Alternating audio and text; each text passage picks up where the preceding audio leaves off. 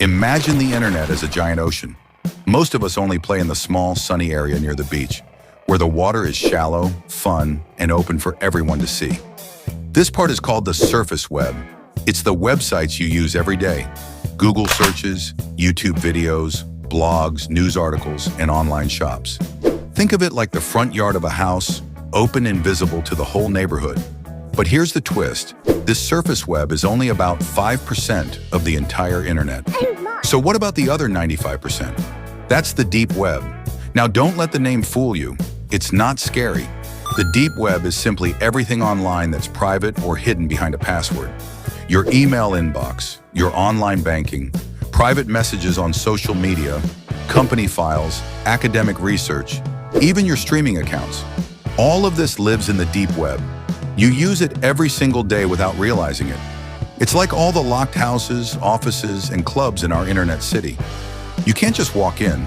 You need a key, a password, or special access. The deep web is massive, and it exists for one simple reason: privacy. Now, at the very bottom of this giant ocean, hidden away in a dark trench, is something much smaller: the dark web. Unlike the deep web, which you use every day, the dark web is intentionally hidden. You can't get there with a normal browser like Chrome or Safari. Instead, you need special tools like Tor, which works by wrapping your connection in many layers of protection, like an onion. Your activity gets bounced through random computers all around the world, making it almost impossible to trace where you came from or where you're going. The websites there also hide their addresses, so nobody knows their true location. But here's the important question. Why does the dark web even exist? Well, the answer is complicated. On the good side, it's a lifeline for privacy and free speech.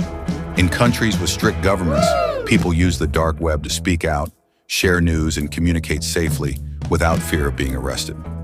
Journalists, whistleblowers, and activists rely on it to stay safe. It's also used by people who just don't want big corporations tracking their every move online. For them, the dark web is one of the last places where true anonymity exists. On the other hand, because it's anonymous, it also attracts criminals. You've probably heard about illegal marketplaces, where people try to buy or sell stolen data, hacked accounts, drugs, or worse. This is the dangerous side of the dark web, the part that makes headlines.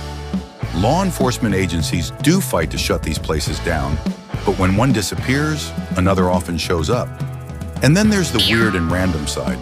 Not everything on the dark web is heroic or criminal. Some parts are just odd: tiny book clubs, strange forums, blogs from people who want to stay anonymous, and even abandoned sites collecting digital dust. In many ways, it's like an attic of the internet, sometimes creepy, sometimes boring, but always hidden. Now let's clear up a big misconception. Is it illegal to just visit the dark web? In most countries, no. Using Tor or browsing dark websites isn't against the law. What matters is what you do there. Just like owning a kitchen knife, it's not illegal by itself, but using it for crime is. The dark web works the same way. Now that you know the difference, you can finally explain it clearly to others. And that makes you almost an internet expert.